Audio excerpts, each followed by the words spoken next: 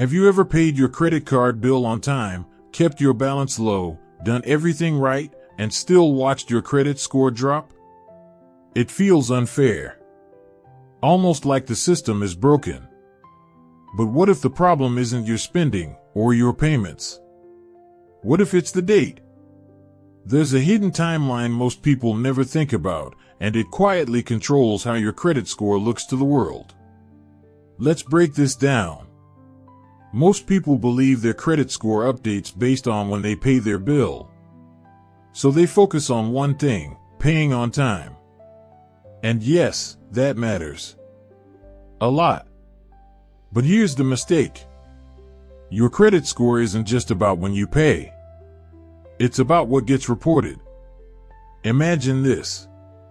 You have a credit card with a $1,000 limit. Throughout the month, you spend $700. Now you're responsible, so before the due date, you pay it all off. Zero balance. Feels perfect. But then, your credit score drops. Why? Because your bank didn't report your payment. They reported your statement balance.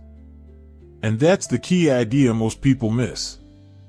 Every credit card has two important dates. The due date and the statement date.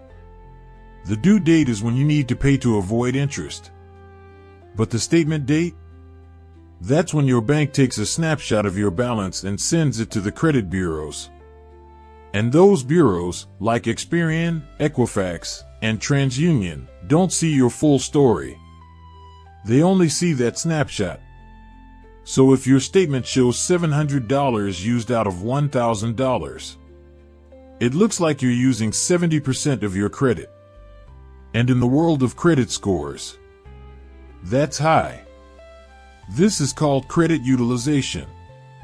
And psychologically, lenders interpret high utilization as risk. Even if you pay everything off later, that temporary snapshot becomes your financial reputation.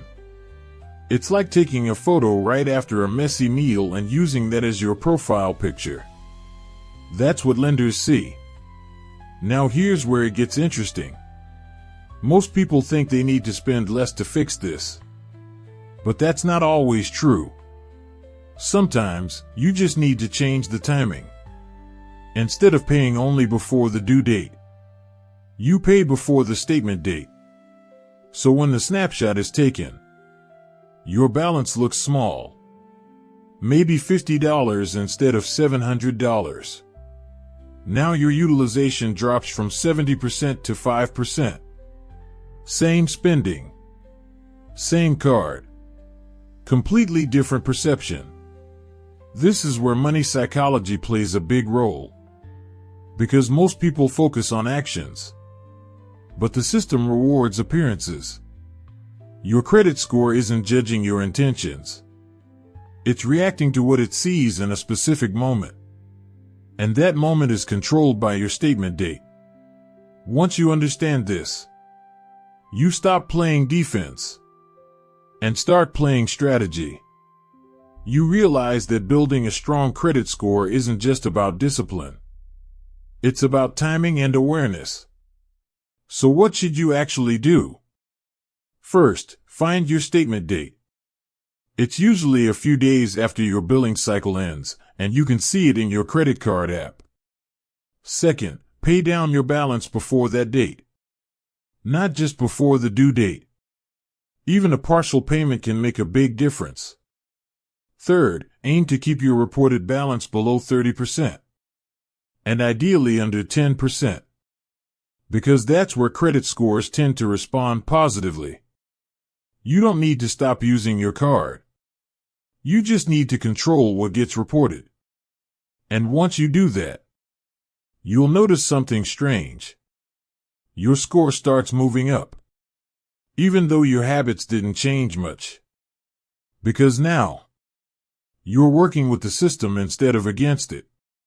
So next time your credit score surprises you, don't just ask, did I pay on time? Ask a better question. What did my statement say? Because in the world of credit, timing isn't just important. It's everything.